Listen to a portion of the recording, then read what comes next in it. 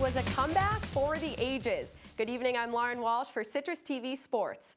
The New England Patriots are Super Bowl 51 champions. Bill Belichick and Tom Brady beat the Falcons 34-28 in the first Super Bowl to go into overtime. The duo now boasts a handful of rings and a fifth Lombardi trophy. The Pats struggled to score all game and trailed by 25 points in the third quarter. Tom Brady and company chalked up a whopping 31 unanswered points in the comeback victory. TB12 had high praise for Julian Edelman's highlight reel catch that kept New England's game-tying drive alive in the fourth quarter. Despite heavy rain in the first half, Syracuse pulled out a 28-20 win over Boston College. Amba Edetawo led the charge with 144 receiving yards, contributing to his 1,074 yards on the season. He's now the fourth player in Syracuse history to record over 1,000 yards in a single season. Syracuse traveled to its home away from home for New York's College Classic at MetLife Stadium. The NFL field wasn't so welcoming to the Orange, as Syracuse suffered a 50-33 loss to Notre Dame, falling to 2-3 on the season. The Georgetown game in the Carrier Dome. How do you think that game will feel for new players as well as fans who have never experienced that rivalry firsthand? Well, it's still a good rivalry. It was our biggest rival, and it's still a big one. Syracuse honored the late Pearl Washington and welcomed Georgetown to the Carrier Dome on Saturday.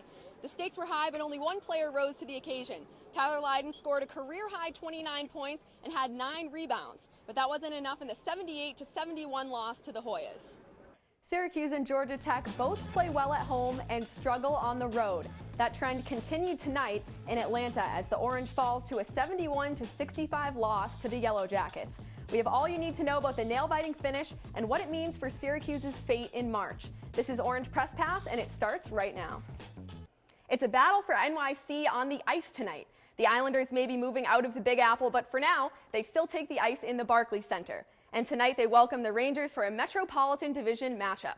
The Rangers have won their last 6 and sit 2 places above the Islanders in the division in 4th place. The Islanders, on the other hand, have only lost 2 games at home in the past month. The action gets started tonight at 7 o'clock. All right, here we go, Kevin. My top performer, I have to go with the Flash himself, Justin Knight. And if we're talking superheroes, he's not the Dark Knight, but he's the hero Syracuse track deserves. Knight is tearing up the track with 2 individual ACC champion titles under his belt. Kevin, what can't this guy do? After that win, headman Dino Babers gave a locker room speech that went viral. His words shook the locker room and the college football world. But he settled down a little bit to address the media on Monday. Usually, SU fans are calling the men's basketball team cardiac Cuse, but lately men's lacrosse has taken on the phrase. Last week, Syracuse's game against Albany was decided in the last 2 seconds of play with a Nick Mariano goal. Today, it was an even closer finish. You mentioned those great players that Syracuse lost last year, but they gained Brendan Bomberry, a great transfer. Now, what do you expect from him? Best transfer on the market. Coach Q and the women had 2 final tests before postseason play, Wake Forest and Pitt. The Demon Deacons came to the Dome on senior night, and what a senior squad Coach Q has to start things off in this game. He's starting 4 seniors in Brittany Sykes, Isabella Slim, Brianna Day, and Alexis Peterson. Try going up against those 4. Go and beat a ranked team this time around. Kevin, they tried to do exactly that, and Otto was very excited for this one as the Virginia Tech Hokies entered the Loud House. And in the first quarter, just 2 minutes into the game, Eric Dungy finds Irv Phillips, who takes it 58 yards to the house. Syracuse goes up 7-0. Then in the second quarter, Dante Strickland plays quarterback here and passes to Brisley Esteem, throws a bomb, and he takes it 84 yards to give Syracuse a 2-touchdown lead, 14-3 over Virginia Tech. In the third quarter, quarterback Gerard Evans to Isaiah Ford, who stumbles into the end zone, secures that one for a 12-yard touchdown. The Hokies are trailing 17-9. In the fourth quarter, Gerard Evans this time finds Bucky Hodges, dives into the end zone, and that was a 10-yard run to put the Hokies within 2 points of the Orange. This 2-point conversion tied the game 17-17, things getting a little sticky, but Eric Dungy wasn't done yet. He scampers into the end zone, somehow comes out on the left side of the white line there out of the pile, and it's 24-17 Syracuse. Then Dante Strickland just hammers his body into the end zone, and it's 31-17 Syracuse. They get hyped with the fans, and the hype only continued. Eric Dungey knees it for the win, and 31-17 was the final score from the Carrier Dome, and the fans were happy to say the least. They stormed the field to celebrate the historic performance from Eric Dungey and the Orange. Take a look at that. He's the first quarterback with 300 passing yards and 100 rushing yards in a single game in program history. Also worth noting, Syracuse had 32 first downs compared to just 14 last week against Wake Forest. Citrus TV's Paul Mancano was at the Carrier Dome for the big win. John Gillen warming up. He's been a nice addition to Syracuse's backcourt, but it's Andrew White who starts things off. The pass from Pascal Chukwu, and White drains it, makes it look easy. Syracuse leads 16-8. And John Gillen to Andrew White again with the three, and White showing his stuff for Syracuse puts the Orange up 25-14. Now 3:05 left in the first. Tyus Battle drives and finds Tyler Roberson with a dunk, and it's 49-23 Syracuse at the half. Now in the second half, Robert Champion hits the three for Holy Cross, and they go up Syracuse still ahead, 49-26. And now 12 minutes left in the second. Battle finds Tyler Lydon, the big man, getting a three of his own, and Syracuse ran with it from there. On the next possession, John Gillen with the steal and takes it all the way in with the layup. Syracuse leads 63-29 at that point, but takes the impressive 90-46 win. John Desko called it just another Syracuse lacrosse game in the year 2017. But an SU-Duke matchup on the lacrosse field is sure to be a thriller, especially when the Orange's last 6 games have been decided by just 1 goal. And this game certainly followed that trend, the Duke Blue Devils entering the Carrier Dome for the first game against SU this season. In the first quarter, Jordan Evans gets the assist here on the Brad Voigt goal. Syracuse leads 3-2. Now into the second quarter, Kevin Quigley to Brad Smith, who nets one in for Duke, and it's 6-4 Blue Devils. Now we jump to the fourth quarter. About 6 minutes left. Jack Bruckner passes to Joey Manawan. He scores, and it's 11-9 Duke. Still plenty of time on the clock. Syracuse battling back. Dan Varello finds Brendan Bomberry. The Denver transfer rips one in. Duke leads by just 1 goal. That was Bomberry's 15th goal of the season. About a minute and a half left in the game. Nick Mariano scores unassisted all by himself. Number 23 for the Orange, that's your ACC Offensive Player of the Week, sends the game into overtime. Sergio Salcido assists freshman Jamie Trimboli. He wins it for Syracuse 12-11, and Syracuse improves to 6-1 on the season. Gabby Cooper grew up in Lansing, Illinois. She spent her childhood playing at parks, riding her bike, and of course, playing basketball. I had a rim in front of my house, and like every day, every summer, it'd be me and like 20 other kids. We'd just be playing basketball from sun up to sundown. As a future Division I basketball player, Cooper always had a special relationship with the sport. But that wasn't the only special relationship in her life. Like my mom, she worked a lot, and my dad was on disability because he had hurt his back. And so like it was me and my dad like every day. So I was a real big daddy's girl. Just before her 12th birthday, her cherished days with her dad were cut short.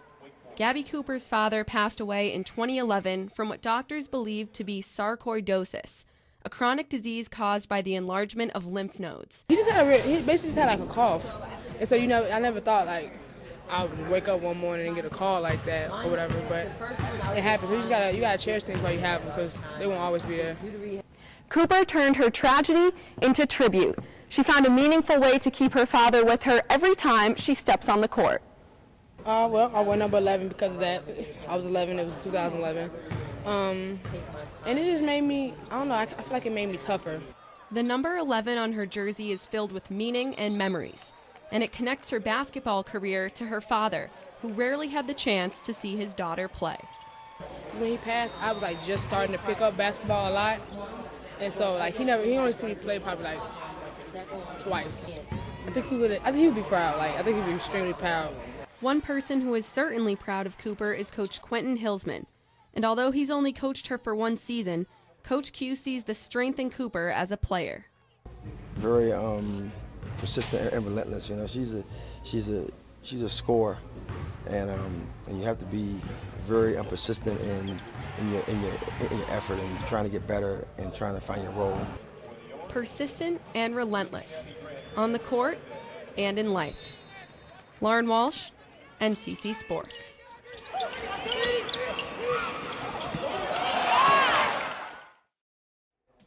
The New York Knicks are struggling on and off the court. Good evening, I'm Lauren Walsh with NCC Sports.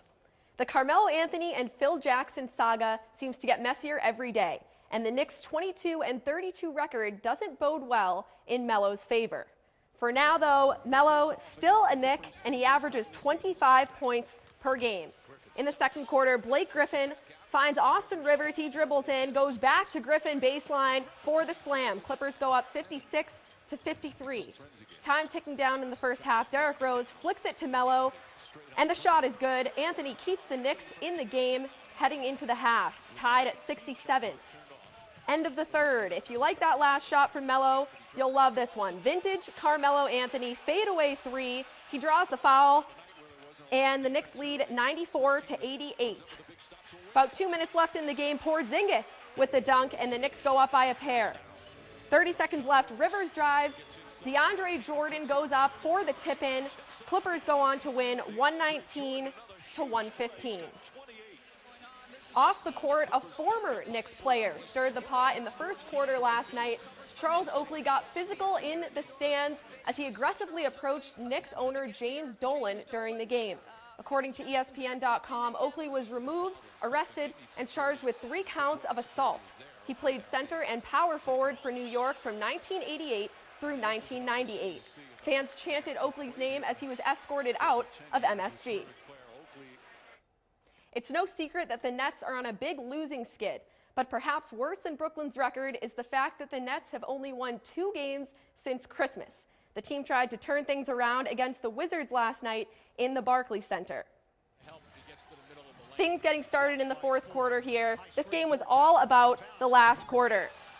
Marcin Gortat off the screen, slams it home, and Washington goes up by a pair. Then Bogdanović misses the 3. Bradley Beal saves the ball in transition for Washington. John Wall goes in for the layup. He's blocked by Trevor Booker, and Wall is called for an offensive foul to send the game into overtime. Less than 10 seconds in OT, Bogdanović with a chance to tie the game. He misses, and the Nets lose to the Wizards 114-110. Alexis Peterson continues to collect honors this season for Syracuse. The senior guard was named to the John R. Wooden late season top 20 list. The award recognizes the most outstanding player in the nation each year. Peterson averages 24 points, 7 assists, and 3 steals per game for the Orange. She also leads the conference in scoring. Syracuse gets back in action tomorrow to take on Duke in Durham at 7 o'clock. On the ice, the Rangers take on the Nashville Predators tonight in the Garden. New York is 4th in the Metropolitan Division behind the Caps, Blue Jackets, and the Penguins. The Rangers are riding a 4-game win streak behind a .91 save percentage from Henrik Lundqvist. Game time is set for 7 o'clock.